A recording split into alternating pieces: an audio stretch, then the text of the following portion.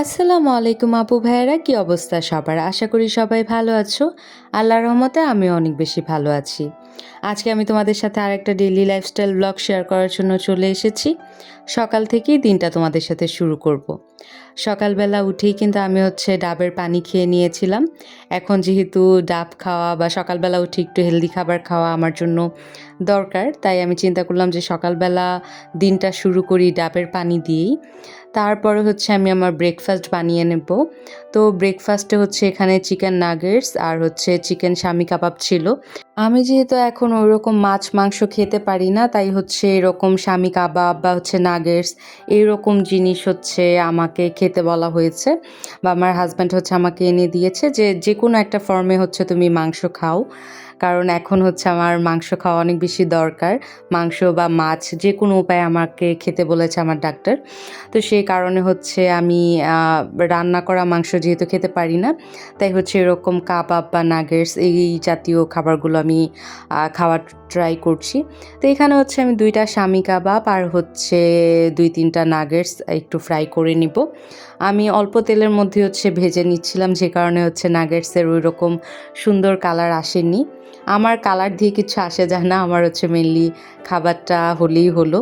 আর সাথে আমি একদম আস্ত ঢ্যাঁড়স কিছু ফ্রাই করে নিচ্ছিলাম। আমার অ্যাকচুয়ালি এভাবে খেতে ভালো লাগে অনেক। আমি আরও 1-2 বার এভাবে ভেজে খেয়েছিলাম, মানে একদম হোল ঢ্যাঁড়সটাই আমি শুধুমাত্র হালকা একটু লবণ দিয়ে ভেজে নিই।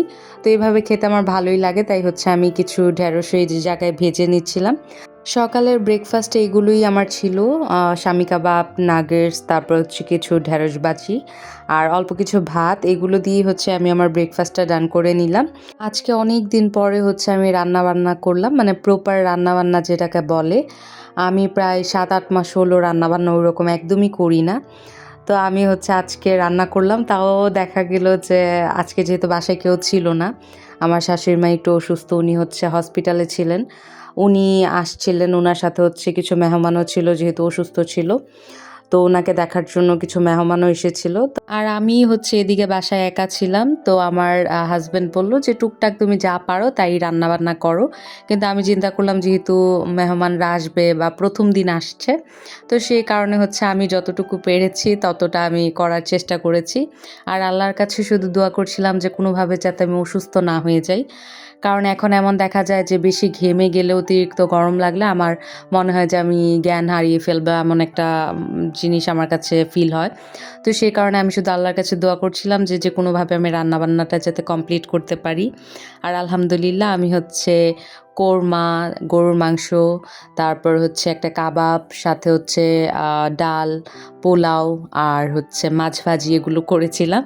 তো এটাই ছিল আজকে আমার ছোট্ট একটা ব্লগ। আশা করি তোমাদের কাছে অনেক বেশি ভালো লেগেছে। যদি ভালো লেগে থাকে তাহলে অবশ্যই আমার চ্যানেলটা সাবস্ক্রাইব করে দিয়ে আমার পাশেই থেকো।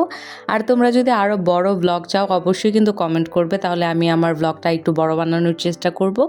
তা আজকে এই পর্যন্তই, সবাই ভালো থাকো, আল্লাহ হাফেজ।